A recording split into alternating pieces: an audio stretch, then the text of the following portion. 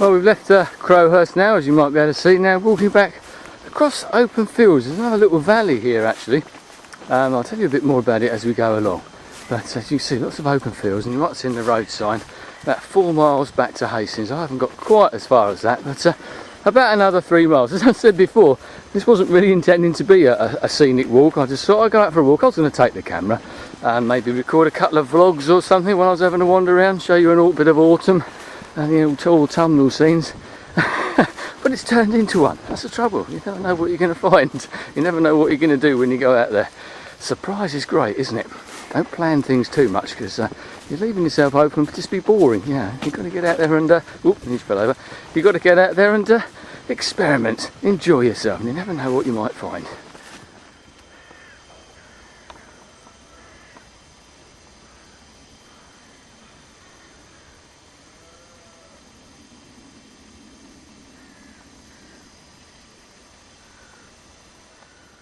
Well, still going down the valley. This whole area is called Combe Haven, this particular area around here.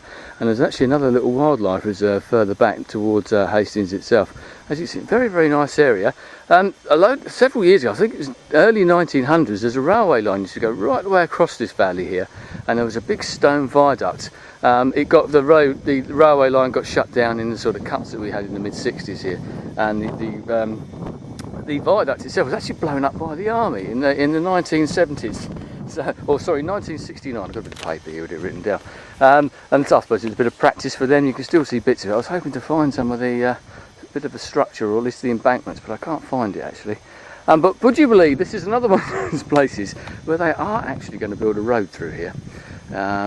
More or less where the viaduct was, to sort of I told you not long ago about a road they were going to put over near Winchelsea, and this was the sort of the western arm of that road, and the other part was obviously the eastern arm.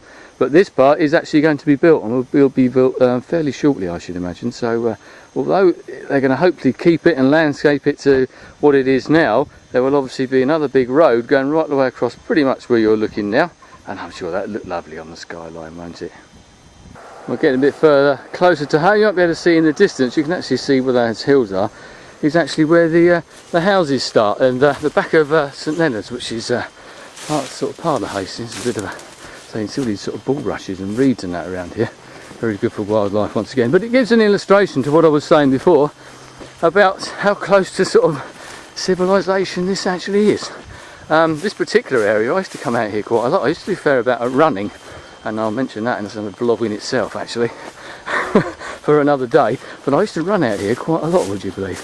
Bad enough walking now. I don't know how I managed to run it, but there you go. One of the occupational hazards of going out on a nature ramble. I just managed to catch myself on a thorn bush. There you go. Hopefully you're not too squeamish, but it was Halloween not long ago. But things we do for YouTube. See how we suffer to bring you these walks.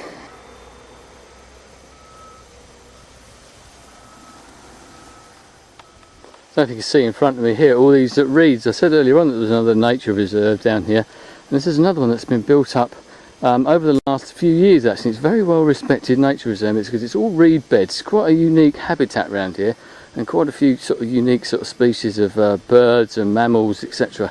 I think we get sort of different lizards and also plant life as well. So very well thought of place.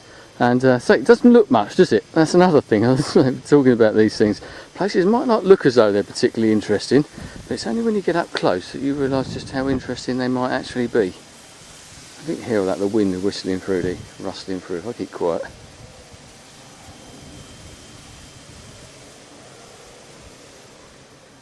Well, that's pretty much it for me for this walk. As I said, it wasn't one that I was intending to do really, but it sort of evolved as I've gone along. So I hope you enjoyed it. So the woods up there, the autumnal bit up there in towards Crowhurst, coming back down here towards Hastings and St Leonard's. Slightly different viewpoint, as I said before, with the reeds and the different countryside here as well. So I hope you've enjoyed this sort of bonus autumnal scenic walk. And I shall do plenty more in the future. I've actually got a vlog coming up, hopefully just about the scenic walks themselves, answering some of those questions that people have actually posed to me about how they work, etc. Back again, hope you can hear me. I just thought I'd prove that I did actually make it back home again. Back down to the sea. Tells you the sort of contrast of the walk. The nice beach to finish it off. and we started off, of course, up in the woods. And just to let you know, I did actually get lost on the way back, which wasn't a lot of fun. So I've been scrambling through all these woods, trying to find my way back. So I'm absolutely dripping. I'm rather tired, I must admit, a bit tired than what I used to be, because I haven't done that walk for a while, and that's the trouble when you don't do it for a while. Still, back on the beach now, very close to home. Anyway, thanks for your company. I'll speak to you again soon. Goodbye.